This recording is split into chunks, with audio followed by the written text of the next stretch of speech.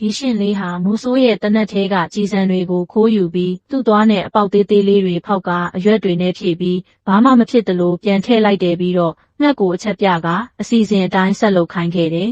။ဒါပြီးတော့ဝက်ဝံရဲ့အလှည့်ရောက်လာတဲ့ဝက်ဝံကမိုးဆိုးတွေကိုအာယုံပြောင်းဖို့ကြိုးစားပေမဲ့သူတို့ကကိုဟာကိုပြောနေကြလို့သူ့ကိုသတိမထားမိခဲ့ကြဘူး။ဒါကြောင့်ဝက်ဝံကိုယ်တိုင်အော်ဟစ်လိုက်တဲ့အခါမိုးဆိုးတွေလန့်ပြီးတနက်နဲ့တိုက်ခိုက်ကြတယ်ဒါပေမဲ့ကြည်စံအစားအရွက်တွေပဲထွက်လာခဲ့တဲ့ဒါကြောင့်ဝက်ဝံကိုမထိခိုက်ပါဘူးအစီအစဉ်အတိုင်းဝက်ဝံကတည်တလို့ဟန်ဆောင်လိုက်တယ်မိုးဆိုးကနီးကပ်လာပြီးစစ်ဆေးတဲ့အခါဝက်ဝံရဲ့တရုပ်ဆောင်မှုကရုပ်ရှင်မင်းသားတယောက်နဲ့ဒန်းတူဖြစ်နေတာကြောင့်မိုးဆိုးတွေဟာသူ့လက်ကွက်ထဲကြပြီးဝမ်းသာပျော်ရွှင်စွာ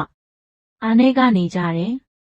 ဓာတ်ပုံတွေတောင်ရိုက်ကြတယ်ချက်ချင်းဆိုသလိုဝက်ဝံမက်တက်ထရက်ပြီးတရေတကောင်လိုဟန်ဆောင်လိုက်တဲ့ဒါကြောင့်မိုးဆိုးတွေဟာတောထဲကနေကြောက်လန့်တကြားထွက်ပြေးကြတယ်အားလုံးသောတိရစ္ဆာန်တွေကသူတို့ကိုနှင်ထုတ်ဖို့အသီးတွေနဲ့ပြစ်ပေါက်ကြ